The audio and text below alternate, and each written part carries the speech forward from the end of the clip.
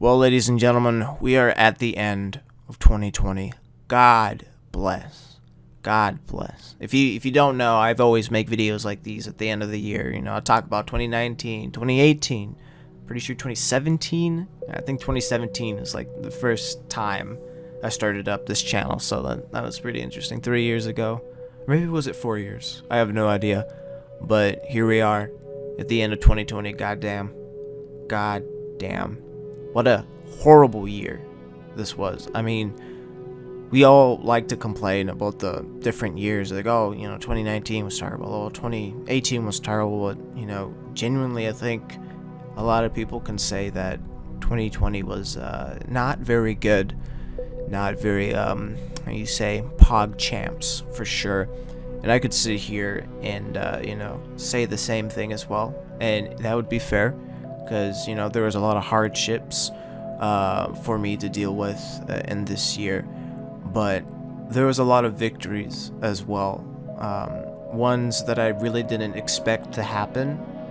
But when they did, I was, like I said, extremely surprised. And that was, me being able to, get to 1,000 subscribers this year. Around, I believe, February or March. Ironically, I probably told this to a lot of people, but I'll just say it on record for a legitimate video. It took me around maybe 2 years to get to 200 subscribers, so I wasn't doing too well when it comes to gardening attention. But funny enough, it took me this year, right? Which is, around January, February, and March. It took me like around 3 months, maybe 2 months actually, 2 months to get to 500 subscribers. And then towards March, maybe even April, I finally got to 1,000 subscribers. And I was really thrilled. I really was thrilled. And, I made a video on it. I made a, instead of, just talking about it, I actually made a video, like a little short film to commemorate. There you go. I said it. To commemorate the that time. Because for me it was really special because I've never made it to 1,000. I had 2 YouTube channels, and now I finally was able to get to 1,000. So it was definitely a special moment for me. So I wanted to make the occasion special, and just not to make a video just talking about it. I wanted to make a little project about it. And I think around this year I made a lot of videos, maybe like 4 or 5 that are like the kinds of videos that I legitimately want to do, which is the short films, little passion projects here and there. I was really surprised, I'm not gonna lie, I was really surprised that I was able to manage to make the Christmas time special, the holiday special. There was just a lot going on. There's a lot of setbacks, and I was really worried. I was like really worried that, I wasn't gonna be able to make it. But thankfully, I gotta give a grand shout out to my friend Chop, who literally took me wherever I wanted. He barely even complained. I'm extremely grateful for him. He's definitely helped me out. He definitely helped me out. If it wasn't because of him, the project would have never happened. That's for sure. Absolutely, without a doubt. He's the reason why that the video was able to be recorded, to be shot, and finally be made, for sure.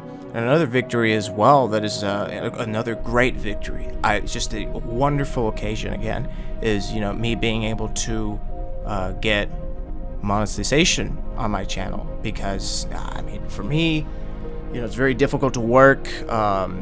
Because of just the whole situation with the coronavirus and other things as well. So finally being able to, get money from the thing that I love doing, which is, making videos, was really rewarding for me.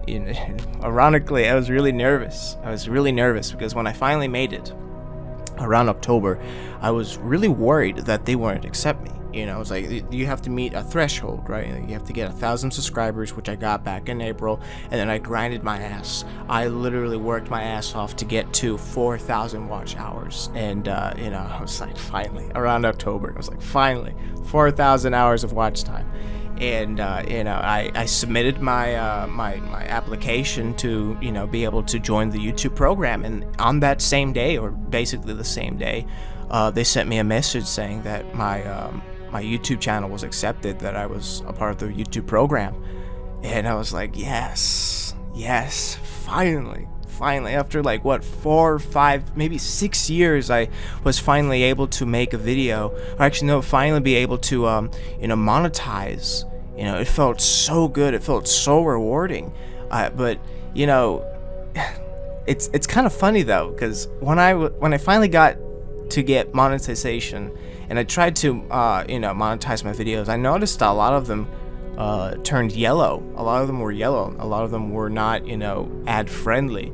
And so I was starting to realize that, like the real issue, like how it actually felt to not be able to, like, monetize your videos, to see the struggle of having to deal with all the garbage that YouTube throws at you. So I always talked about it, I always like assumed how it felt, but actually dealing with it, it was really frustrating at the beginning, for sure. But I think now I have the hang of things, and I understand how to kind of work around things, for sure. So it took a little bit of my part to censor myself a tad bit, just to be chill for like the first minute or 30 seconds, and then just go back to normal for the rest of the video. But I was again, I was able to overcome that little issue of just like trying to conform myself to be able to actually earn money. Obviously I'm not earning a lot, but sometimes I get some decent amount of cash from it. But definitely, without a doubt, being able to monetize is a huge victory.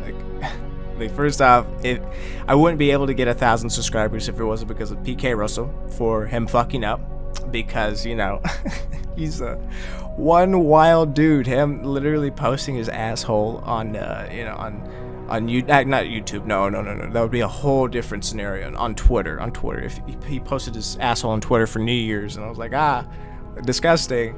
And so many people like resonated with that. I was like, yeah, that was pretty fucking gross. And I got a lot of attention from that. And then literally, I for sure gotta give a shout out to Femboy Fishing, because he helped me get to my threshold. He helped me a lot to get to the threshold of 4,000 hours of watch time because of the interview that he was able to do.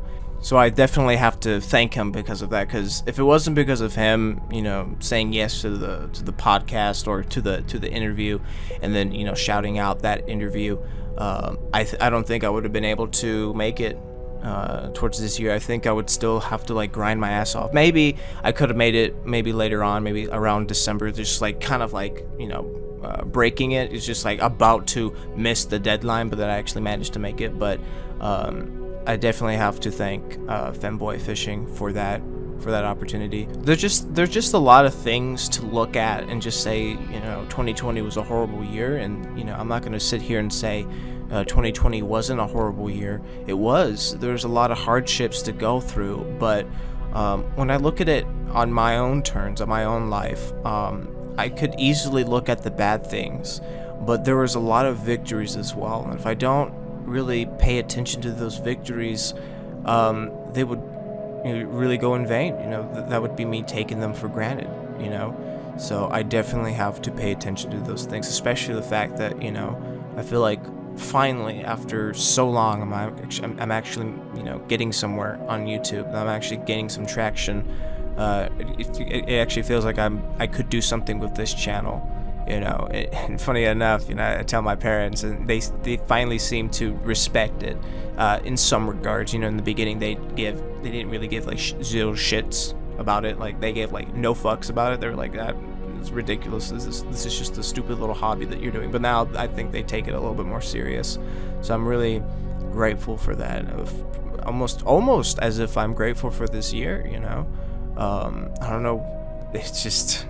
It was, YouTube wise, it was really good.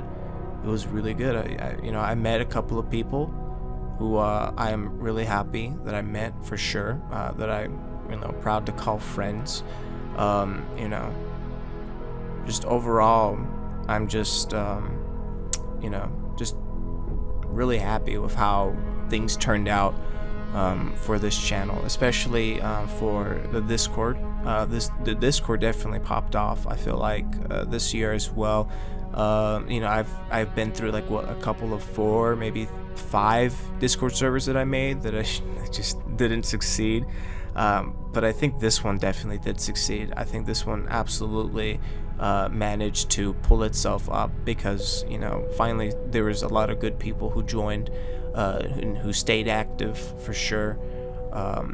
So I'm really grateful for those people, for that little community there, for staying active and just being decent people. Sure, we had our share of, really shitty and just unpleasant people, but for the people who were there and who were really good to others, I am extremely grateful and honored that y'all decided to join the server, for sure. And I wish I could do more for this community. Basically, really all I can do is provide the best content that I can. I could, do, what do you call it? Giveaways, or maybe do some shout outs or something. But really, I feel like at the end of the day, the best thing that I could do without, really hurting myself in the end is doing videos, bringing you the best content that I can, really. And to say, it's like, what do I want from 2021? Really, I guess I could really list off a lot of things that I want, but I think it's best to go into 2021 with no expectations, because when you have too much expectations, it usually just ends really badly. Like, they're either not met or just like completely missed the mark. Just absolutely, just like it just went down to hell. So like, imagine so many people having such enthusiasm for 2020 and then actually going through the year, they're like, nah, fuck it. I would just rather have no expectations for 2021, and then if there is something good in 2021, I'll be very surprised. I'll be very, pleasantly surprised. I was like, oh, that was unexpected, but not unwelcomed. So I guess I would suggest the same thing as well to y'all to do, which is don't expect anything from 2021. Just go in there, just be ready to fight. Be ready to endure whatever life throws at you. But if there is something good, then celebrate it and remember it. Remember it and cherish it. Just like your family, just like your friends, cherish them as well. I wouldn't be here. I would not be here if it wasn't because of my friends. I have really, really good friends, very helpful friends that do care for me, that do talk with me on the daily. So that's one thing you definitely have to look out for is your friends. Like, you have to pick them wisely, and you have to keep them. You have to keep them. You have to keep them safe. You gotta make sure they're all right. You gotta make sure they're all right, because life is so strange and it's wild. It's really just a gamble. At the end of the day, just at any moment, the stage light will shine on you, and you will have to bow. You'll have to bow, and then the curtain will draw on you, and that's it. That's it. Your part in this life is done. So that's one thing you really have to look out for, because it could be you, it could be your friends, it could be your family members, it could be anyone. It could be anyone. And you could be struggling with your friends, or you could be struggling with your family right now. You could say, fuck them, I hate them, and shit like that. We all go through tough times. We all go through tough situations with our friends and family. But I think it's important to try to move on, to try to fix that, because again, at any moment they might disappear, they might be gone, and what can you do? Nothing. all you can do is look at their photos and remember the past, remember the good things, and not enjoy the present with them, because it's gone. They're gone. So you have to remember that. You have to cherish them. Live life to the fullest. If there is any anger in you, you have to let it go. You have to let it go, because it's not gonna help anyone, especially you. And if, most of all, if you're going to have a New Year's resolution, might I suggest one of them being finally respecting yourself, finally loving yourself, because that has to be the most important thing in life, is just being able to love yourself, to be able to look in the mirror and say, yeah, that's me, and not be disgusted or sad or distraught. Just be content, be happy with who you are as an individual in this cruel, cold world. Because if you can't even love yourself, then how can you expect to love other people? And if you can't even respect yourself, or how can you expect other people to respect you?